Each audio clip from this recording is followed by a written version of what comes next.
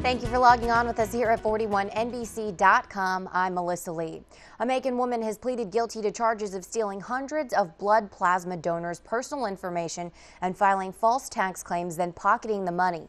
30-year-old Bridget Williams of Nisbet Drive worked at the Biomat USA Plasma Center in Macon. She is charged with 1 count of conspiracy and 1 count of identity theft. U.S. Attorney Michael Moore plans to make a statement on the case today. Griffles, the company's owner, said, quote, "We were contacted by law enforcement about possible wrongdoing and potential identity theft at the Macon Donor Center. We immediately turned over our records and cooperated fully with the investigation. Based on our most recent contact with law enforcement in November 2012, we understand that the investigation is ongoing. Consequently, we cannot comment on any specifics regarding the case. Nonetheless, Biomat USA takes its commitment to donors seriously and stands ready to ensure safety and security of our donors and their personal information."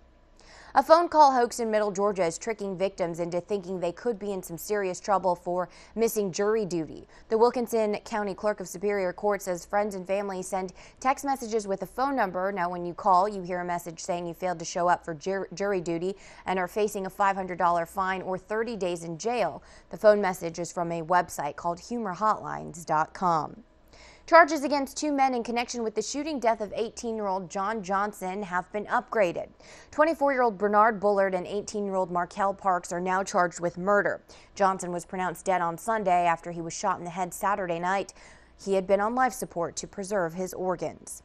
The city of Macon is planning to join a lawsuit against the FAA to prevent the 149 air traffic control from closing. Tuesday, the Public Properties Committee unanimously approved the move. Macon will join several other cities across the country in the effort to stop the FAA from closing down the towers. If full council approves the measure at its meeting next week, the city will use its own legal team through the process, so they don't expect to incur many expenses. Committee members discussed the airport's close proximity to Robins Air Force Base and cited the safety issue closing down the tower could cause. The Center for Science in the Public Interest has released a list of the riskiest meats consumers can eat. Chicken and ground beef are by far the riskiest meat, and poultry products pose the greatest likelihood of hospitalization, according to the report released Tuesday by the CSPI. Chicken nuggets, ham, and sausage pose the lowest risk of severe foodborne illness. Deli meat, pork and roast beef, and barbecue fall in the medium risk category, and steak and turkey are in a high risk category. A Macon community is coping after the loss of a 5-year-old girl. Bears and balloons line the fence of Tamaya Watson's home on Bloomfield Road. Watson was hit by a Bibb County school bus while walking home from Barden Elementary School. A candlelight vigil is this Friday at Bloomfield Road and Virginia Drive and will be held at 7:30. Now, Bibb County school grief counselors will continue to work in the classrooms for the next couple of days. And Tuesday, former Bibb County Chairman Charles Bishop and current Chairman Sam Hart qualified to run for mayor of Macon, Bibb County.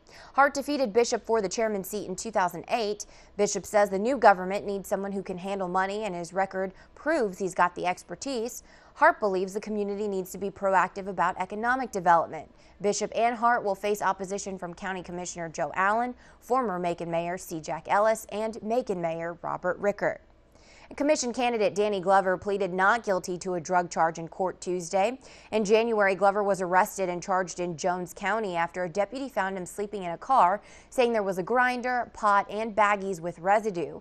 A bench trial is next, where a judge will rule on the case, and his attorney, Jason Downey, says it will likely happen later this summer. Middle Georgians donated more than 150 units of blood at an annual health expo Tuesday. Students at Middle Georgia State College teamed up with the American Red Cross for this day-long event. The American Red Cross is always in need. Be sure to visit our website at 41NBC.com for more information. And the Macon Arts Alliance has received a big grant to support an arts journalism partnership with Mercer Center for Collaborative Journalism.